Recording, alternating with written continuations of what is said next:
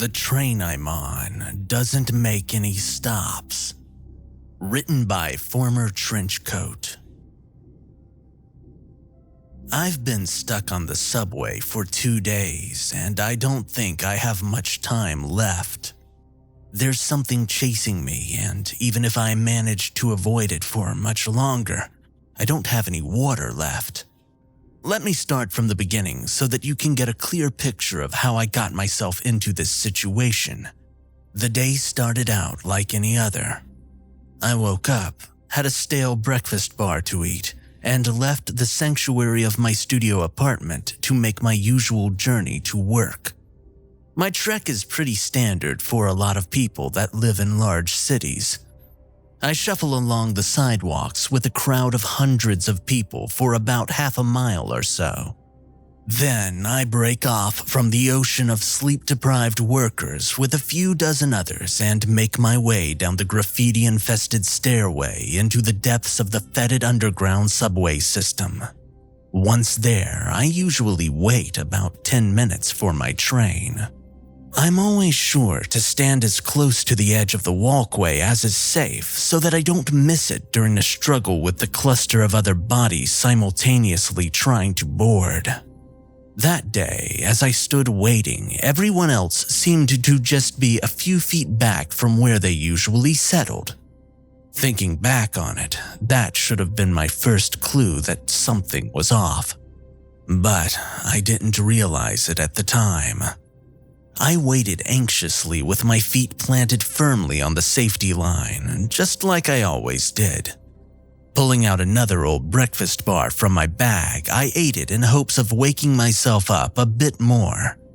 I can't tell you how badly I now wish I had saved that musty chocolate snack. But the act wasn't entirely unusual for me while waiting at the station. I guess I should consider myself lucky as I had a couple of extra packed along with my lunch. Anyway, I lingered there, casually devouring my meager second breakfast. I heard the sobering sound of an electric ding above my head, signifying the approach of a train. I poked my head just beyond the chipping yellow safety line painted on the floor and saw a bright light rolling towards me. Straightening my posture and locking my shoulders, I prepared for the moderate struggle of finding a place on board the car. As the train pulled up, its brakes screeched as metal ground against metal, sending an echoing hiss through the platform. I winced just a little from the discomfort of the grating sound and readied my feet to march forward quickly with the sea of people, desperate to steal themselves a proper seat.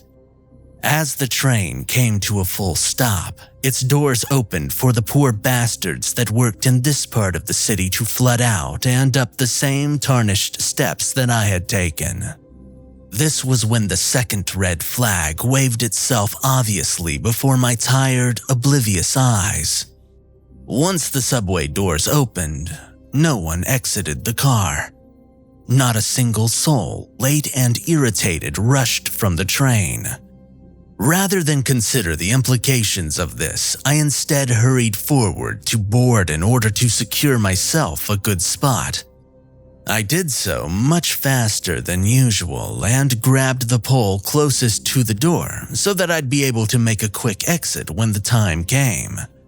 Then I turned to face the entrance, expecting to see all the other people stagger through the doors in the usual disorganized manner, only instead to see that no one had entered the train car with me. This was the third warning sign that something was very wrong.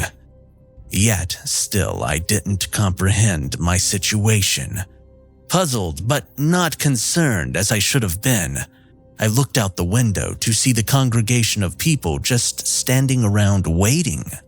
They looked exactly like they had before the trains showed up. Some of them were gawking down robotically at their cell phones, some of them were reading the newspaper, and others were simply staring vacantly down at the greasy ceramic floor. I raised an eyebrow in confusion as I observed them all and began to question if I was on the wrong train. or if I'd maybe positioned myself on the wrong platform entirely. But before I could react to the realization of these possibilities, I heard the familiar ding-dong echo throughout the car, signaling the departure of the train. The electronic motors made a light whirring sound as they powered the doors shut, locking me inside. Shit, I said aloud to myself. The understanding that I may indeed be on the wrong train finally hit me as I slumped down on the empty chair and glanced around to see an equally desolate train car.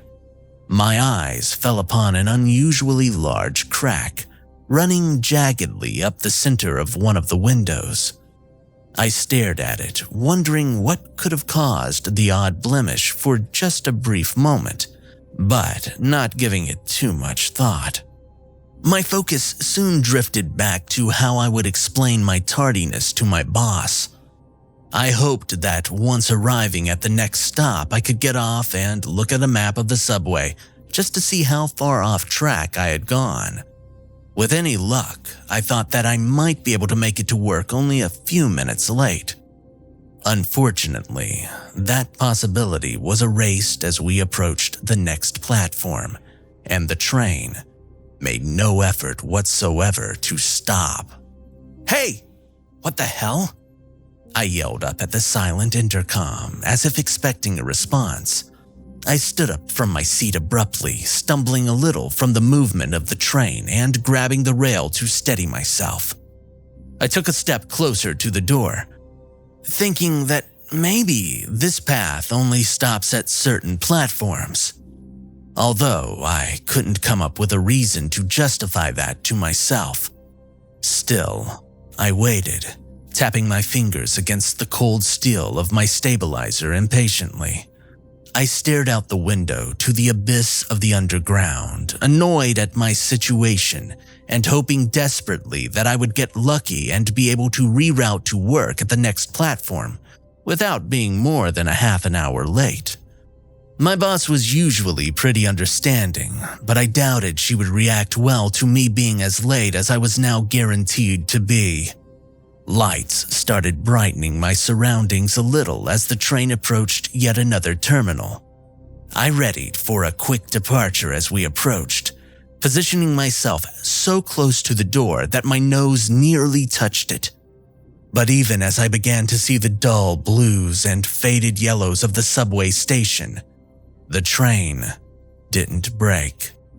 I gritted my teeth as panic rose in my chest, and I let it out in a yell of frustration. "What the actual F, man?" Once again, we sped past the stop without an ounce of hesitation.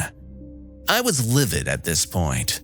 Without considering the consequences, I grabbed the emergency cord and I pulled it. To my surprise, however, nothing happened. I pulled it again, harder this time. Still, the train did not stop. "What?" I asked in confusion and frustration.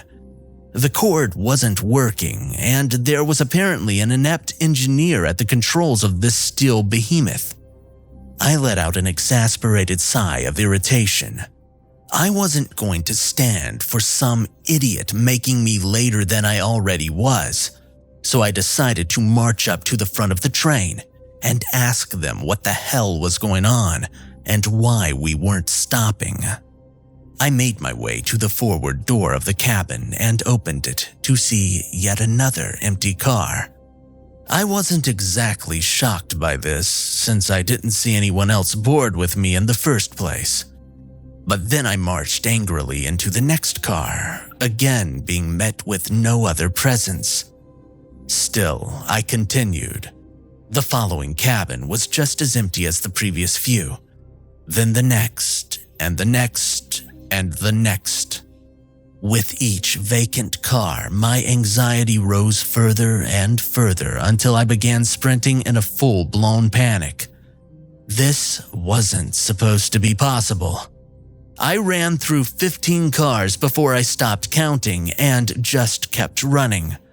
I must have gone through twice that before I finally collapsed to my knees, sweat dripping from my heaving face as I gasped frantically for air. No train I'd ever used had more than maybe 10 or so cars, but this train seemed endless. The concern felt over being late to work was now replaced wholly by a much deeper dread that I was being kidnapped or that I had stumbled upon some glitch in the universe. I coughed as my lungs desperately sucked in heavy, choked breaths of air. After regaining enough composure, I shakily sat down and pulled my 50-ounce travel water bottle from my bag. I took a few heavy gulps before a paranoid thought caused me to pause. Pulling the drink away from my mouth, I looked down at the numbers on its side, which indicated the amount of water remaining. It read 43 ounces. I didn't want to think about it, but the idea that I might need to make this small amount of water last chewed at the edges of my mind. I decided that it was best to save the rest for later, just in case my paranoia was correct. I reached into my pocket and pulled out my phone. Checking the time, I realized that it had already been nearly an hour since I had gotten onto the train. My mind raced as it tried to understand what was happening. I started pinching myself in an attempt to wake up from the nightmare that I was obviously having. When that didn't work, I slapped myself until my cheeks stung. Once I ruled out that I was dreaming, that I was, in fact, awake, I grabbed fistfuls of hair and bent forward in my chair. Panic, once again, was overwhelming me. I'm not too proud of it, but I couldn't help but cry into my lap. I had no idea what was going on, and the anxiety just became too much for me to handle. After my breakdown, I managed to pull myself together just a little bit. I tried to think logically about what might be going on. At first, I mulled over the whole glitch in the universe theory. Maybe it was possible that I'd somehow come across an exceptionally rare occurrence like I'd read in stories online. I thought back to when I'd gotten on the train and how no one else had boarded with me. I remembered how they didn't even lift their heads in acknowledgement of its presence. It was like they didn't even see it. Was that possible? Had I been the only one to enter the train because I was the only one aware of it? What about the bell that chimes every time a train arrives? Did I imagine it? No, I distinctly remember hearing it. If this was some kind of glitch in the universe or whatever, it wasn't like any that I'd ever heard of. I racked my brain for some explanation, but all I managed to do was give myself a headache. Sighing in frustration, I slumped back in my seat. I took a slow, deep breath, trying to calm the nerves that were rising once again, and I checked the time to see that it had now been over an hour since I got on the train. Not seeing any other options, I stood up and I began to walk once again towards where I hoped the control car would be. This time, however, I took a less frantic approach, pacing myself as to not expend too much energy like I'd done in a panic earlier. I walked for hours, stopping every so often to take a small break and drink a few sips of water. Eventually, my stomach started to growl, and I opted to take out the sandwich I had packed for lunch. I ate half of it and stored the rest away for later, trying my best to conserve my food. Despite my aching legs, I continued walking through the seemingly endless subway cars after eating the sandwich. I wanted to rest for longer, but each time I stopped for too long, the dread would squeeze my sanity like a vice. So, I kept moving, refusing the intense urge to check the time for a while. But eventually, my body became too exhausted and I practically collapsed on the dirty floor of the car I found myself in. I groaned and tears welled up in my eyes, but I forced them away. Pulling out my phone, at long last, I checked the time once more. It had been about 12 hours since I first stepped foot onto this abhorrent train, and still I hadn't reached the front. The thought that I hadn't crossed paths with a single human being didn't escape my mind either. I was all alone here. By this point, I couldn't even remember the last time the train had passed a platform. I had stopped looking ages ago. As if the hunk of metal could read my mind, the cabin suddenly became illuminated by lights from the outside.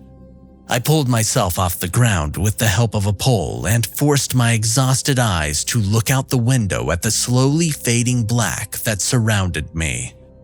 As a foreign color began to paint the inside of the cabin, I stared out at the luminescent blurs that were quickly passing me by. My brow furrowed in confusion. There was something not quite right about the lights, but I couldn't put my finger on what exactly. I stood there, leaning against the pole for a moment as I pondered until finally I realized what was different about them. The color. Every tunnel light I'd ever seen was either bluish white or warm yellow. But these lights were pink. I rubbed my eyes vigorously, just in case it was tiredness that brought me some mild delusion. But no matter how many times I did so, the lights remained the same. Suddenly, I felt my heart rate increase as a deep sense of unease clawed its way sharply up my back. My breathing became heavier as I watched the outer walls change from stone to ceramic. I began hyperventilating as the pink lighting swirled and distorted with the equally strange color of the subway walls. Tears did their best to obstruct my vision as my gaze fell upon the open terminal, but I quickly wiped them away. My eyelids stretched and my jaw contorted into a silent scream of terror as we passed by the terminal that absolutely could not have belonged to my city, nor my country, nor my world. Despite everything that had happened thus far, it was only now that I truly recognized that I was no longer in the same series of subway tunnels that I had boarded. For the crowds that I saw standing on that oddly colored platform were nothing like the crowds from where I'm from. The things I saw there were not human. They were so far from it that I could not then nor now think of a word in the English language that appropriately describes the twisted amalgamations of flesh and bone that casually awaited a train. As I finally passed the hellish terminal, I was met with the view of my horrid face reflecting back at me in the window. I slid down the pole I had been using to prop myself up, and my knees hit the floor with a soft thud. Almost immediately, I began retching, my mind simply unable to process the content that I had just observed. The next thing I knew, I was tasting my lunch again as it erupted back up my throat. I sat there for a moment in shock. Terror dug itself out of my chest and I screamed at nothing until my vocal cords were numb and tasted faintly of blood. Then, be it from the terror or exhaustion, I passed out. Sometime later, I woke up in a panic and shot upright. An audible groan choked out of my sore throat at the realization that I still found myself on the disheveled, puke-covered floor of a subway car. I struggled to my feet and shuffled uncomfortably to the next car forward to escape the smell of my stomach acid, and I collapsed in a chair. Rubbing my temples as my head pounded, I decided I needed to get some food in me. So I pulled out one of my breakfast bars and I forced it down with a few ounces of water. I sat there for a while, refusing to look out at the black abyss of underground walls that I knew would greet me. Once again, I checked my phone to see that I had now spent about 20 hours on board this monstrosity. Luckily, my battery was still in decent shape, seeing as I hadn't really used it much since boarding. Still, I knew it wouldn't last forever. I looked around at the vacant car in disgust and anger. Immediately bored with its repetitive appearance, I stood and began walking on muscle-strained legs to the next one. My legs pushed forward for several more hours before they could take no more, and I was forced to sit down again. Light suddenly flooded the cabin with disgustingly pink hues, and I reflexively shifted my gaze to the floor. I didn't dare look at what other unspeakable horrors might be waiting at this terminal. Unsurprisingly, the train sped by the platform like any other, and I found myself sighing in relief. Then a light chuckle escaped my lips. Then another. Soon it turned into full-blown hysterical laughter as an amusing thought occurred to me. The previous day, all I had wanted was for the train to stop. But now, as terrified as I was of dying on these piss-stained seats, I found myself far more afraid of exiting out into whatever warped reality lay beyond the false safety of the rusted metal walls of the train. My insane fit of laughter changed into uncontrollable sobbing as I began to realize how likely it was that I would indeed die here, trapped in a decrepit subway car. I had been here for a full day, and by now had to accept the truth that no matter how many cars I left behind, an infinite number must still lay in front of me. Still, I told myself that there had to be some way of getting to the front and stopping all this madness.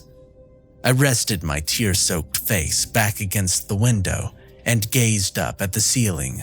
I sat like that for a while, just staring into nothing as my exhausted mind tried to formulate a plan. The hopelessness of the circumstances filled me with rage, and I began screaming expletives in desperate frustration. Suddenly, a large clanging sound caused a curse to catch in my throat. I stopped and listened. When I didn't hear anything for a moment, I put my ear to the window to try and sharpen the noise. Another loud metal bang echoed down through the car, and I jolted back. I looked through the glass to see nothing but darkness behind my terrified reflection. I heard yet another bang. My head swiveled around in all directions in an attempt to pinpoint the source, until I realized the sound seemed to be coming from the next car. Slowly and methodically, I crept my way closer to the door. Upon peering through its small window, I saw just another empty car ahead. As I watched carefully, waiting for something to happen, another bang erupted from just ahead of me. I jumped again, but I didn't take my eyes off the next car. Grasping the door handle, I slowly began pushing it open. An obnoxious squeak rang out as I did, and my failed effort of trying to be quiet caused me to cringe. Stopping after getting the door open just enough, I stuck my face through to the next car. Taking in its full view, I saw nothing as the banging continued. I opened the door wider and I entered the new car, shutting the door gently behind me. I walked a few feet forward in silence until another sound echoed, much louder this time through the cabin. When I turned my head to face the door to my left, another loud bang erupted from it, and I knew that I had found the source. The door shook as a heavy thud smacked against it from the outside. I did my best to peer through the window, but it was too dark to see anything outside. As I approached it, the banging suddenly came in quicker succession until rapid smacks and thuds assaulted the door. I stood there, confused and frightened, unsure of how to proceed. Stepping warily up to the door, I did something rather stupid. I knocked just 3 times. My light gesture was returned with a glass-cracking slam and an ear-shattering screech unlike anything I'd heard before. It was like the sound of a fox's scream undulating with the distorted wails of a baby and a full-grown man. It reverberated all around me as I stumbled back from the door with my hands clasped against my ears. As soon as the horrible noise ceased, I ran. I slammed my way forward into the next car, and I did not stop there. I kept running through the door, frantically trying to distance myself from the horrid thing that wanted so badly inside the train. As I ran, the sounds of banging and wailing followed me. I began hearing them all around me, pounding on the outer doors and rattling the windows. Even the ceiling seemed to shake from an unseen force of fist angrily slamming against it. My legs burned as lactic acid ate away at my exhausted muscles, but I forced them to keep moving. The sound of enraged banging was now directly overhead. I gasped as I slammed into another door. I could feel my legs going numb, and I knew I wouldn't be able to run much longer. I needed to think of something to get away. A risky idea came to me as another horrible screech rang out from just above me. If this thing was on top of the train, maybe it wasn't able to see me and was just following the sounds I made as I slammed through each car. Hoping that this was the case, I made a quick, desperate decision. As I reached the next door, I slammed against it, swung it open, and slammed it shut as loudly as I could without going through it. Then, just to be safe, I ducked down and hid myself as quietly as I could underneath some of the seats against the wall. I waited and listened to the sounds of stomping and screaming now getting further ahead of me, following the path it must have assumed that I was taking. Letting out a shaky sigh, a small amount of relief washed over me. Still, I did not dare move. I must have stayed in that position for an hour after I stopped hearing the noises, just to be sure that my plan had worked. It seemed as though it had, and I dragged myself out from the seat's putrid underside. It was only when I finally tried to stand again that I noticed how much pain my legs were in. All of the walking and running from the last couple of days had finally caught up with me, and I struggled to even lift myself off the ground. Resting on a chair, I massaged my aching muscles, grimacing from the sensation of pins and needles as more feelings started to come back to them. Taking a few moments to recover, I pulled my phone out for the first time in hours to check the time. It had been nearly 30 hours since I boarded the train. Too tired to worry about the time, I sat back against the window and felt my stomach rumble from what little food I had eaten since boarding. I pulled out the other half of my now warm sandwich and devoured it, drinking a bit of my water supply after. This left me with a single breakfast bar and about 15 ounces of water left. Too scared of running into the monstrosity that chased me earlier, I decided that it was probably best to wait for a little while before pushing forward again. It didn't take long for me to start feeling uneasy sitting in full view of the windows. So after enough of my pain in my legs had subsided, I repositioned myself back under the seats. Soon enough, my aching body lulled me into sleep. I woke with a jolt, smacking my head into the underside of the gum-covered bench. Cursing through dry lips, I rubbed my head and looked around me. I was somewhat relieved to still be alive, but not much considering my situation remained the same. Pulling out my water bottle, I took a much-needed swig to ease my sore throat. After gulping some of it down, I looked to see that I had 10 ounces left.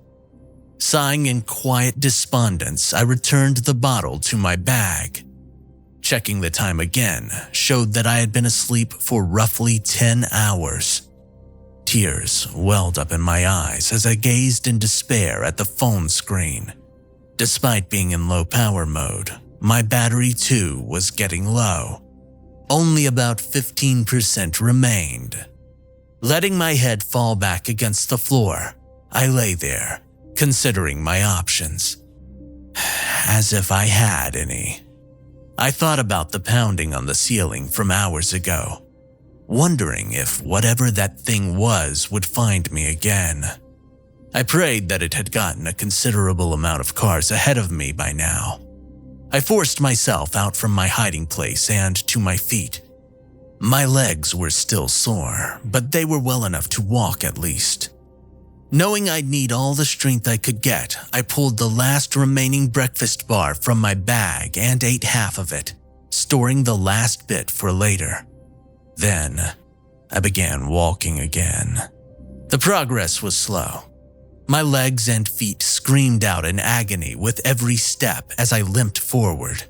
I kept telling myself that the front of the train had to be near. I couldn't face the notion that all of this had been for nothing. I was going to reach the end and get the answers to what this magic train BS was all about.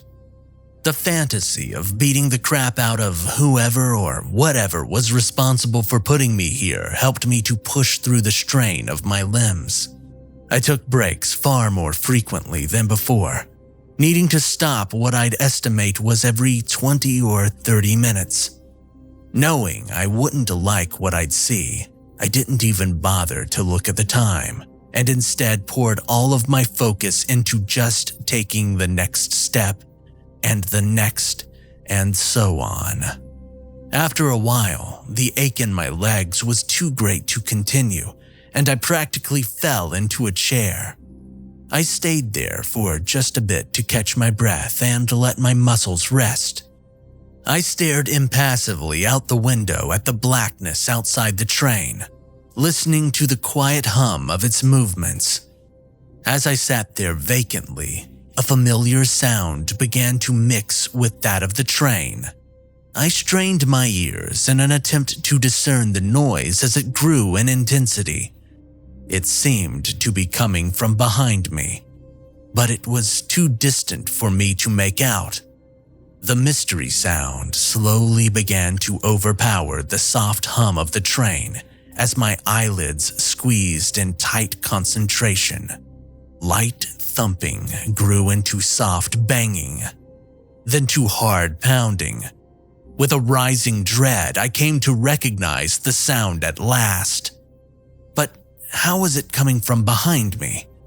Did it turn around at some point while I slept? There was no way I wouldn't have woken up if it had gone back over me. Not taking time to think too deeply about it, I forced myself onto my aching feet and I propelled them into the next car.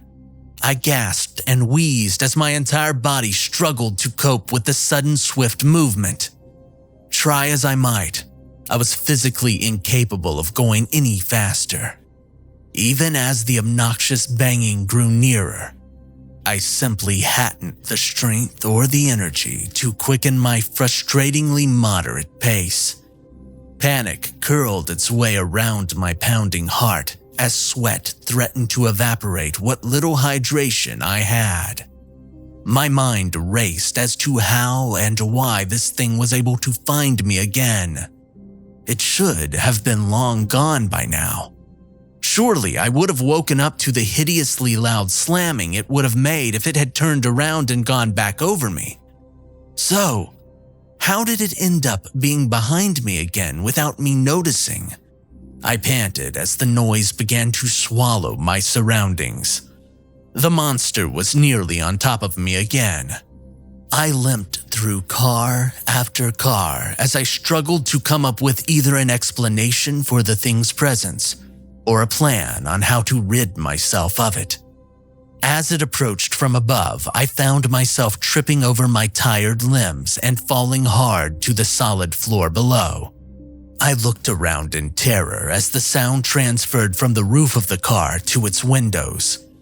My legs refused to carry my weight any longer, and I could do nothing but crawl forward in desperation.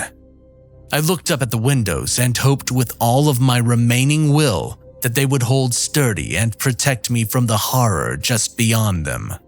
It was as I scanned them that my eyes fell upon the last one, and my heart practically stopped. In the center of the final pane of glass sat an unusually large crack, blemishing the otherwise unsoiled appearance of the window. Immediately, tears ran down my face as my lids peeled back in abject terror, the realization hitting me like the very train I lay trapped within. I had seen that crack before, just after boarding the train. Its shape was too unique to convince me otherwise. All this time, I hadn't reached the front of the train because there wasn't one. Through some unknown power or design, the train simply looped back in on itself. I had probably passed the same car multiple times and simply not noticed. But now, as I lay upon the dirt and tear-stained floor of where everything had started, I alas understood the hopelessness of my situation. In a last-ditch effort of prolonging my existence, I clawed at the door to the next car and opened it. I took my water bottle from my bag and threw it as hard as I could, smashing it against the far door at the other end of the next car, leaving my own door ajar. Then I quickly rolled underneath the seat beneath the cracked window. Just when my body had finished squeezing against the metal of the wall, the sound of glass shattering erupted through the car as the beast crashed through the formerly cracked window. Bile threatened to project out of me as I witnessed a mass of different-sized and colored limbs and extremities smack wetly against the floor, only inches from where I lay. An ear-piercing screech of anger and agony filled the area as the many appendages of the abomination clawed their way chaotically around the tight insides of the train. The horrible thing smashed into wall after wall in search of me, the frantic movements of its twisted arms and legs reminding me of the horrible things I had seen on my first day here at the odd subway terminal, filled with pink light. I practically burrowed into the wall as some of the broken limbs flapped limply around with each twist from the crushed conglomeration of bodies that made up its torso. Every ounce of my remaining strength was used solely for the purpose of holding back puke as the monster scrambled around in search of any sign of me. As the train bumped and turned slightly, I heard the faint sound of something rolling around in the next car. My water bottle. Seconds later, it smashed open the next door and continued its destructive rampage deeper into the train. I lay there, sobbing in silence to myself for an undetermined amount of time, during which I came to accept my fate. That thing would loop around again sooner or later. And even if it didn't, it had demolished my remaining supply of water, and I wouldn't last long without that. That was when I pulled out my phone one last time and began typing all of this out. In the unlikely event that my phone finds a signal, maybe this message will upload. I share this with all of you so that you know my story, and so that you don't underestimate the forces of nature out there that, at any time, threaten to upend your entire life, even in the most mundane moments. I've spent quite a bit of time recording this, so it doesn't surprise me that I now hear the stomping of the thing's many limbs closing in on me again. I doubt I'll be so lucky as to avoid it this time. If by some miracle this reaches anyone, listen careful to what I have to say. Take the bus and never, ever ride the subway.